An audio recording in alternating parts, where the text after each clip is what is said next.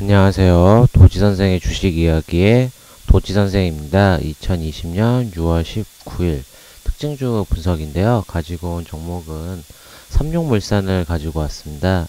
이 삼용물산 같은 경우 오늘 시장에서 장중에는 25%까지 상승하였다가 종가는 16.89%로 마무리가 되었는데요. 이 종목이 이렇게 시장에서 강세를 보일 수 있었던 이유에 대해서 이야기해 보도록 하겠습니다. 우선 먼저 기업 정보부터 알아보도록 하겠습니다. 이 삼용물산은 코스닥에 상장한 회사고요. 섹터는 비철, 목재 섹터라고 나와 있습니다. 근데 이 동사 같은 경우는 이제 위상용 포장 용기를 제조 및 판매 목적으로 설립된 회사인데요. 이 동사의 주요 산업은 이제 위생 포장 용기 제조 및 판매를 목적으로 사업을 하고 있는데요. 이 포장 용기 하면은 햇반 생각하실 수가 있는데 그 부분도 맞고요. 이 말 그대로 이 위생용 포장 용기 관련 를 제조 및 판매를 하고 있다 보니까 우리가 이제 위생용 포장에서 한국 패키지랑 이 삼용물산도 같은 테마주로 이 포장 용기 관련주로도 엮인 부분이 있었고요. 그리고 우선은 조금 더 이따가 자세히 기업에 대해서 설명을 드리도록 하겠습니다. 우선 먼저 그래도 실적을 체크해 드리게 되면 2017년부터 2019년까지 매출액 부분은 계속 감소하고 있고요. 이 영업이익은 2018년도에 많이 감소했지만 2019년도에 그래도 반등을 성공한 모습을 보였고, 이 당기순이익도 2019년도에 다시 흑자 전환이 된 모습을 볼 수 있습니다. 이 분기 실적도 체크해 보게 되면 지난 3분기부터 올해 1분기까지 매출액은 큰 변화는 없지만 조금씩 감소하고 있는 모습을 보이고 있고요. 이 영업이익은 그래도 흑자 전환이 된 모습을 보이고 있고, 당기순이익도 흑자 전환이 된 모습을 볼 수 있습니다. 실적은 흑자 전환이라는 거는 되게 좋은 이슈거든요. 그렇기 때문에 주식에서 이런 부분은 되게 좋은 포인트로 생각하시면 좋으실 것 같고요.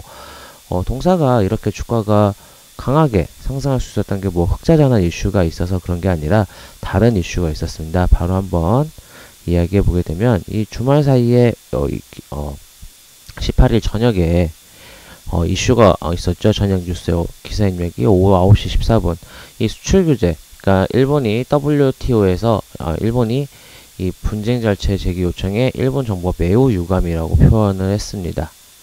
보시게 되면 그러니까 일본 정부가 한국이 일본 수출 규제 문제를 해결을 위해 이 WTO의 패널 설치 요청서를 발송한 것에 유감이라고 밝혔다고 한 거죠.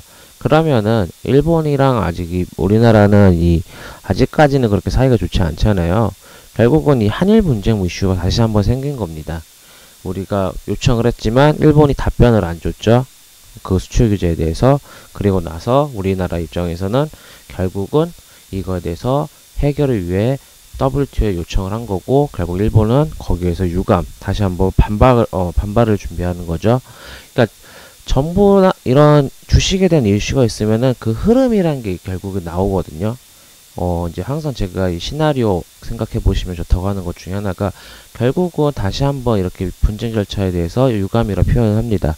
그렇게 되면 또 한번 이슈가 계속 연장이 되고 있는 거죠. 그러다 보니까 이 반일 테마들이 같이 움직이게 되었습니다. 애국 테마주인 모남이라든지, 그리고 신성통상, 또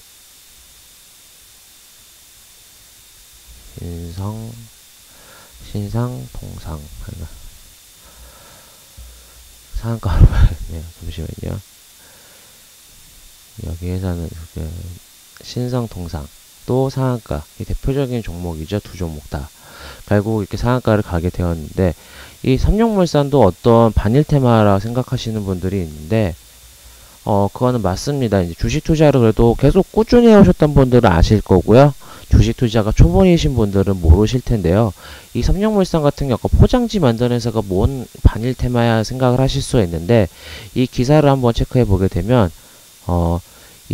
원래 우리가 이 포장용지, 그러니까 고차단성 필름은 식품 포장지, 햇반 제가 얘기했잖아요. 햇반 덮는 거, 이거 원래 일본에서 전량 수입했던 거였는데, 이걸 삼용물산이 작년 8월에 이거를 국산화했습니다. 그러니까 국산화하다 보니까 이 국산화 소재 관련주 해가지고 반일 테마주, 애국 테마주도 있지만 국산화 소재 관련 테마주라는 게 있었어요. 근데 우리가 이제 주식시장에서 먼저 오시는 거는 바로 이 애국 테마주 검주, 그 다음에 이 반일 국산화 소재 관련주들이 움직이는데, 이 고차단성 필름이랑 국산에서 이 삼룡물산이 이 식품 포장재랑 그리고 디스플레이 전자제품 적용한 거, 여기서도 이제 할 수 있다고 해가지고, 이 삼룡물산은 국산화 소재 관련주로 해가지고 반일 테마주로 움직이는 모습을 볼 수 있습니다. 그러니까 주식이란 것도 역사가 있지만 종목마다 또 이런 부분이 있기 때문에 종목 회사에 대한 기업 공부를 해보시면 좋은 부분이 바로 이런 부분이거든요.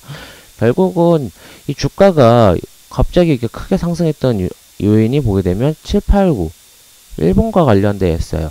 왜냐면 이 애국 테마주가 강하게 했던 거는 말 그대로 우리가 반일 심리가 그때 강해가지고 지소미아 종료 때문에 일본이 이제 그거를 우리나라에게 수출 규제, 그러니까 반도체 소재를 수출할 규제하다 보니까 그때 애국 테마주들이 올라왔고, 그로 인해서 우리나라도 이제 중소기업, 중견기업, 강소기업이 국산화 소재 관련주를 만들어내자, 그러니까 국산화하자, 재료를 일본에서 수입하던 거를.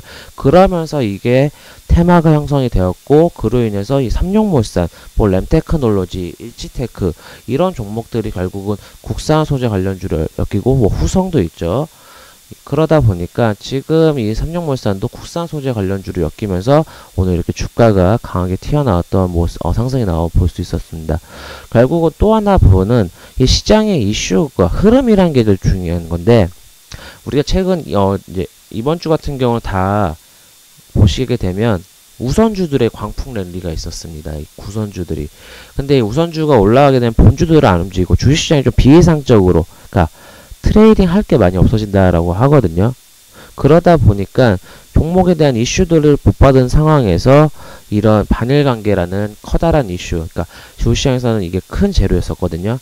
이 이슈가 하나 나오다 보니까 오늘 전체적으로 예곡 테마주라든지 반일 소재, 국산화 소재 관련주로 종목들이 강하게 상승할 수 있었다라고 이야기할 수 있습니다. 결국은 이 재료도 중요하고 이슈도 중요하고 그 기업의 흐름, 그 재료, 테마가 어디까지 움직일 건지, 그리고 그 테마를 반영하는 그 시장의 분위기도 결국은 어느 정도 이게 맞물려 가지고 오늘 이 애국 테마주들이 강세를 보일 수 있었다라고 이야기할 수 있거든요.